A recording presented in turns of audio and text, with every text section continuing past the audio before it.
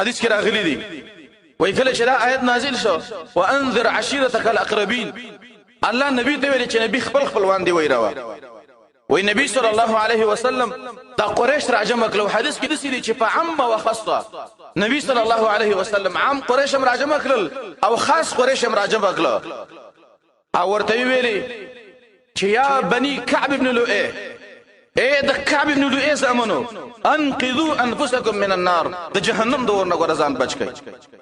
او بي ویلي چې یا بني مري بن كعب اے د مري بن كعب زمانو انقذوا انفسكم من النار د جهنم دور نه ځان بچ کړئ بي ویلي یا بني عبد الشمس اے د عبد الشمس زمانو یا بني عبد مناف اے د عبد مناف زمانو یا بني هاشم اے د هاشم زامنو اخر کې وته ویلي یا بني عبد المطلب اسمع دي نک زامنو اے د عبد المطلب زامنو انقذوا انفسكم من النار د جهنم دور نه ورزان بچ به خپل لور ته ویلي هغه محبوب لور ته فاطمه الزهراء رضی الله عنها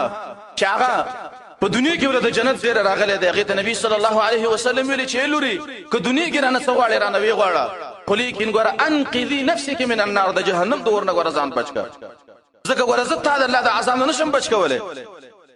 نبی صلی الله علیه وسلم خپل ترور صفیه رضی الله عنها ته ویلو چې اے تروري د جهنم دور نه ورزان بچ کا او زه ګره ته د الله د عذاب نشم بچ کوله انسان دې په دې باندې نه غره کیږي چې ما پلار نیک دی او ما ورور نیک دی او زما مور نیکه خزه ده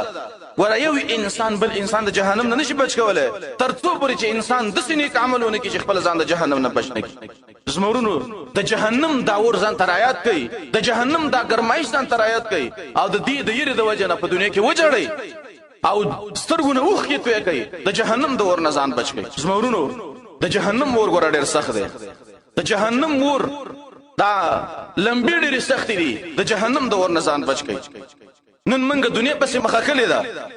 دنیا پسې منډي وو چې خامه کوټې ځان له پخو چې خوراکم کمزور ځان له خوراک خکو زمورونو دغه خوراک دی